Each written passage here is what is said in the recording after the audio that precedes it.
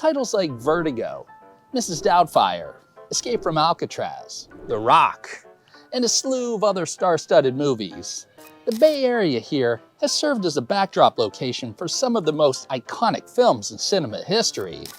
But way back, a long time ago, my friends, way before Robin Williams was ever dressing up in granny drag, or Dirty Harry mowed down sinister bad guys with a Smith & Wesson, other iconic movies were being filmed right here, right in the Bay Area. One in particular was just down the road, here in the town of Niles, just beside Fremont.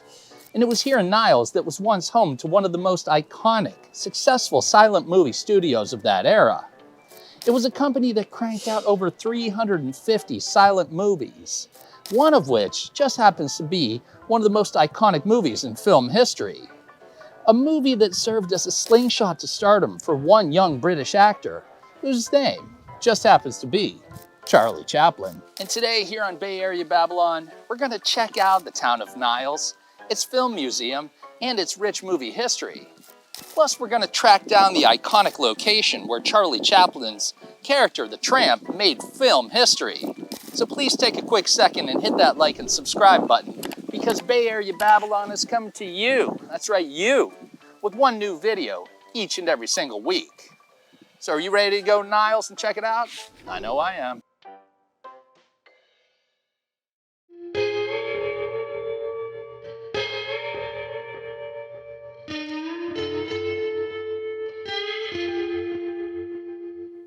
Back in the golden days of 1912, the sleepy little town of Niles, California, woke up one morning and boom, found itself the epicenter of silent cinema, all thanks to a visionary actor-director who was credited to be the first cowboy western movie star. And that actor's name was Bronco Billy Anderson. In 1907 in Chicago, Illinois, Billy Anderson and a guy named George Kirk Spoor founded Essanay Studios, and it was this movie production company where old Bronco Billy himself became a legend, starring in 140 Western movies himself. Now, Essanay, it's a bit of an odd name, right? Well, that's because it's not actually a word. It's a phonetic spelling of their initials, Spoor and Anderson, or S and A. Essanay, get it?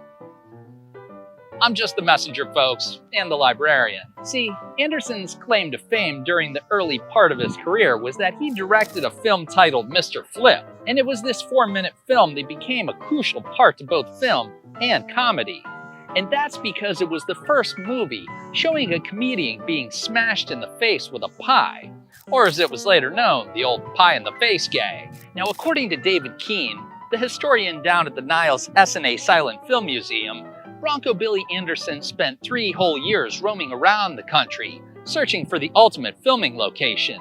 The man wanted it all: sunny skies, majestic mountain backdrops, and stunning scenery as far as the eye could see. And honestly, who could blame him? The guy was a comedic genius, for God's sakes. Bronco Billy Anderson's dream finally came true when he stumbled upon the small, picturesque town of Niles here, which is adjacent to the larger city of Fremont, just down the road. And in 1912, the Essanay Silent Film Studio popped up here, putting little old Niles smack dab on the star map. In just 4 years, over 350 films were made right here in Niles, making it the Bay Area's most successful movie studio ever. So if you do the math, which, let's be real, I'm not the best at, which is why I became a librarian, but basically, Essanay Film Manufacturing was cranking out about 8 movies per month. And that's damn impressive. Now these films, well, they tended to be light on plot, but very heavy on the action, packed with all sorts of chase scenes and slapstick comedy. In fact, many of the actors were hired straight out of vaudeville. These were the folks with the physical endurance of marathon runners and the comedic timing of a young Jim Carrey. But even though his film company was rocking and rolling, making all kinds of noise, Bronco Billy Anderson had his sights set on raising the movie bar up to new heights. And that's exactly what he did when he heard of a new comedic talent. Only this one, no, he came from across the pond and was quickly making a name for himself here in America.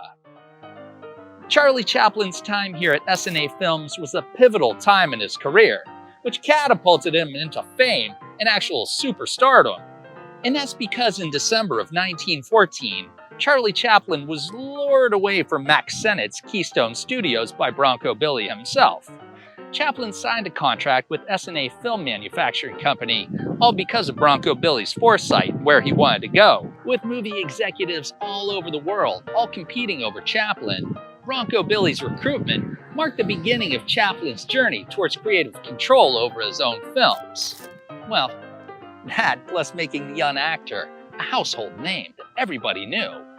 Now you gotta understand, bringing Charlie Chaplin in here at this point was sheer, complete genius on Bronco Billy's part. Bronco Billy snagged Chaplin for his studio for a cool $1,250 a week, plus a jaw-dropping $10,000 signing bonus. But meanwhile, the other actors' pay here at the studio ranged from between $50 to $150. And right there is a true testament to what Bronco Billy saw in the young actor Chaplin. It was a risky roll of the dice on Bronco Billy's part. You know what? It paid off.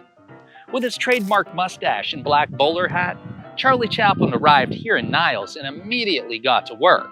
And when you know it, it was right here at Essanay Studios that Chaplin polished his storytelling techniques and fine-tuned his iconic character, the Tramp. But here's the thing, Charlie Chaplin just didn't act. He directed, wrote, and he starred in 14 movies during his year-long gig here in Niles. Each of these movies showed a major evolution in his comedic style, mixing humor with a dash of emotion and crafting more sophisticated plots. Some standout Chaplin films from this era include A Night Out, co-starring actor Ben Turpin. Now this film put Chaplin's growing physical comedy skills on full display, with enough slapstick to leave audiences in stitches. Then there was a Chaplin film titled The Bank. This one was a masterclass in blending comedy with sentimentality that featured Charlie Chaplin as a bank janitor with dreams of being a hero and having romance in his life, proving that even the clumsiest of us can dream big. And of course, there was Charlie Chaplin's most iconic movie and role that was filmed right here in Niles. It was called The Tramp, and to this day it serves as Chaplin's most recognizable title and character.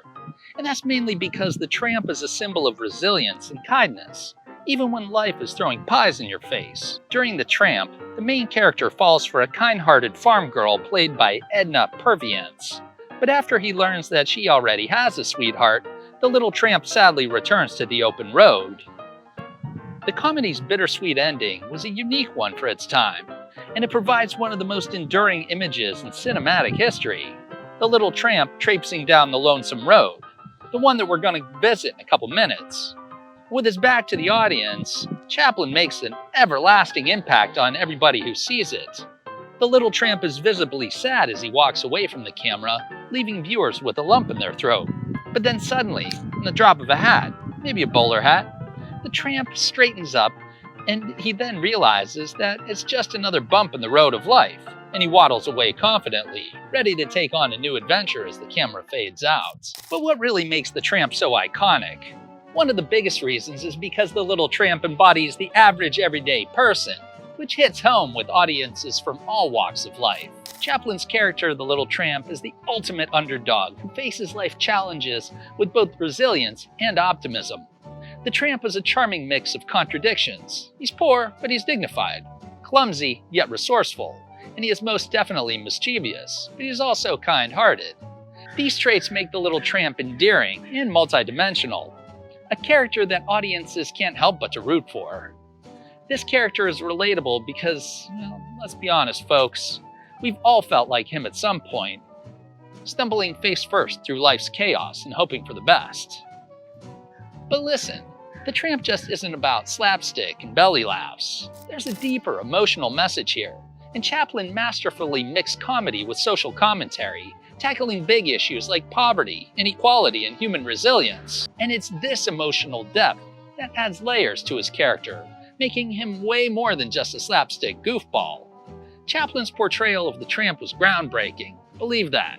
He became a pioneer in using visual gags and nonverbal communication to move the plot along and develop his characters, which was especially impactful, especially when you didn't have any sound in the film you were watching. This wasn't just comedy, it was a whole new language of storytelling. Chaplin's work here at Essanay Studios was a game changer, setting new standards for comedic storytelling and character development in film, which hadn't been seen up to that time.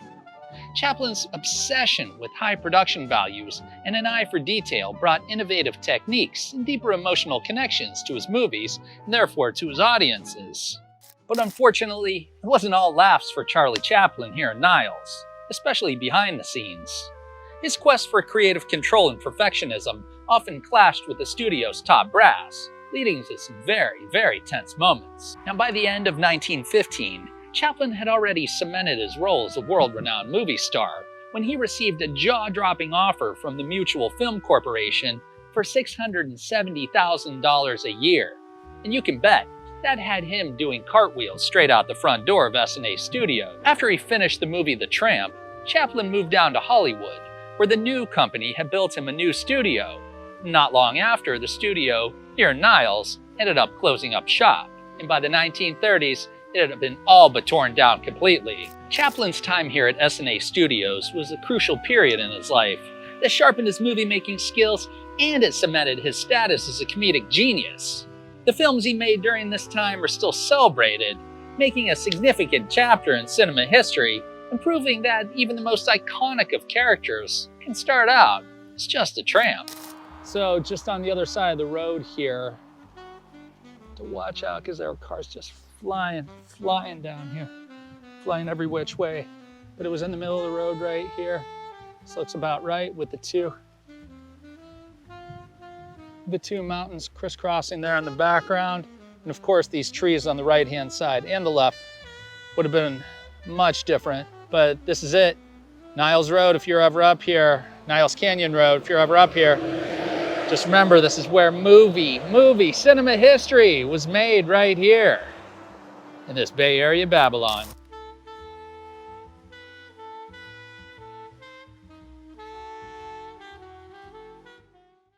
Hey everybody, if you think that silent films are just black and white snooze fests, my book pick for this week titled Cameraman, Buster Keaton, The Dawn of Cinema and the Invention of the 20th Century is here to slap some sense into you. Just kidding, of course. Author Dana Stevens' work here is like a history book crashed headfirst into a slapstick comedy film, and that's exactly what makes it fantastic. The book traces the life and times of Buster Keaton, Hollywood's original daredevil and deadpan king, who could deliver a joke without moving a muscle. You know, except for those times when he was hurling himself off a moving train. But you see, this book is not just about Buster Keaton's insane stunts, or his refusal to crack a smile. Instead, Stephen weaves together a whole chaotic birth of cinema, proving that while Buster Keaton was mastering his own physical comedy, film itself was learning how to walk. Buster Keaton's story begins in vaudeville, where a young Buster Keaton cut his teeth for being flung around on stage by his own father. Fast forward a bit, and this scrappy young performer becomes one of silent film's biggest stars, redefining comedy with his stone-faced antics while risking life and limb. Because, back in those days, stunt doubles were for wimps. Stevens masterfully mixes together both the cinematic adventures with broader cultural insights, diving into how Keaton's era shaped the modern world. I mean, who knew the guy that dodging falling houses would be a prophet of the 20th century, right? And speaking of falling houses, this book doesn't shy away from the dangers behind the laughs. Keaton's stunts, well, they just weren't for show. They were death-defying acts that made even Evel Knievel look like a guy riding around on a tricycle. Author Stevens doesn't sugarcoat the rough patches either. She covers his post-silent film struggles with MGM and his off-screen battles with alcohol. It's a classic Hollywood tale. One minute you're the funniest guy alive, and the next minute you're a guest spot on The Twilight Zone. But what makes Cameraman stand out from the other books is Stevens' knack for connecting the dots between Keaton's comedic genius and the technological and social shifts of the time. She serves up some film history with a side of humor, ensuring that even if you don't know your Chaplin from your Keaton, you'll still be thoroughly entertained throughout the book. So whether you're just a silent film nerd or just someone who loves to watch a guy narrowly escape death for fun, Cameraman will have you laughing, wincing, and rethinking what makes comedy timeless. So get over to your public library and check out a copy of Cameraman. And if the library doesn't carry this title, be sure and talk to the reference librarian about getting you a copy of this book through interlibrary loan, or ILL if you're in the biz. So until next time, my friends, keep being the hero of your own story, and by all means, keep reading, because you know your old pal Lucky the Librarian is gonna be. We'll see you next time down the road, here in this Bay Area Babylon.